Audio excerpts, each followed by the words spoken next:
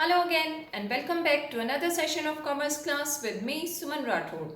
Students, transport plays an important role in the economic, social and political development of a country as it helps in the movement of goods and people from one place to another. And we have different modes of transport in our country. Like first is land transport, which is the oldest and the most convenient means of transport. Now second is air transport, which is the most modern and the fastest means of transport.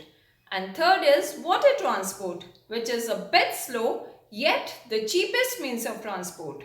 And while considering an appropriate means of transport, a businessman has to consider various factors like first is nature of commodity. Perishable goods should take less time in their transportation. If the distance is not much, then they can be transported through land transport.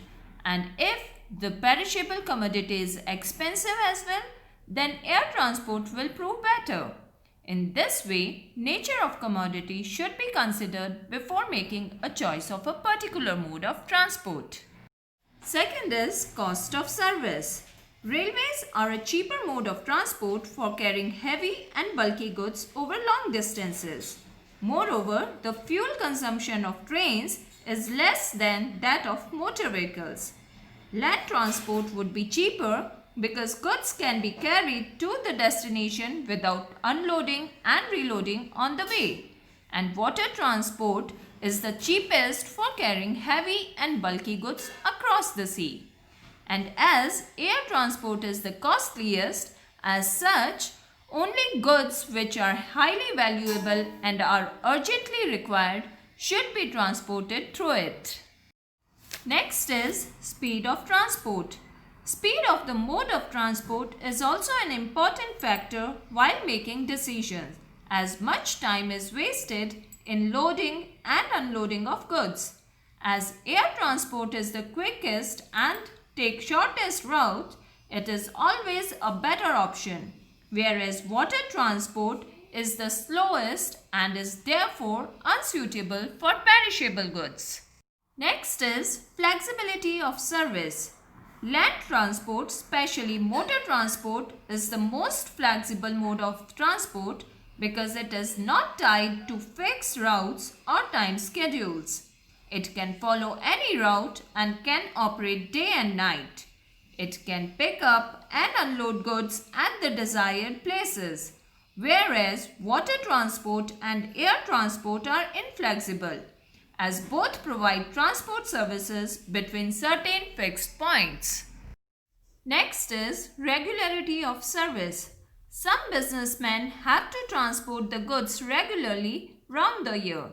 Some modes get affected in some seasons, like air transport is highly affected by weather condition, whereas water transport, especially overseas, is less affected. But most of the businessmen prefer land transport as it is more stable and quickly mendable. Next is safety of goods. The sender of goods will like to ensure the safety of goods before sending the same. Sometimes loading and unloading at various stages adversely affect the quality and result in breakage. Roadways and airways provide a better safety and security to goods than waterways.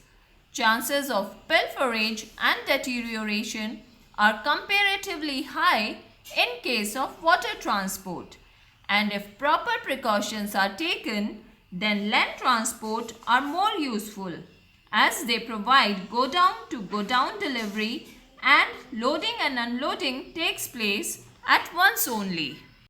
Next is distance. Distance is also an important factor that helps in determining a particular mode of transport. For local distribution, land transport is a good choice, and for distant places, water transport is good.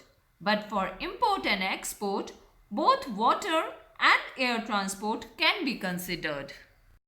Next is special facilities. These days, certain additional facilities are being provided by certain transporters. Goods also require specially constructed containers, special packaging, temperature controlling facility, etc. As such, one should be careful in exercising one's choice for a particular mode of transport. A little carelessness in choice may result in more transportation expenses, delay, and bringing down the quality of goods. So now we can say that each mode of transport is suitable only for a particular type of goods. For example, land transport is suitable for heavy and bulky goods, whereas air transport is suitable for light and precious article, and water transport is suitable for heavy and bulky goods over long distances at the cheapest possible rate. That's all for today. Thanks for staying in tune and don't forget to like and subscribe my channel. Thank you and goodbye for now.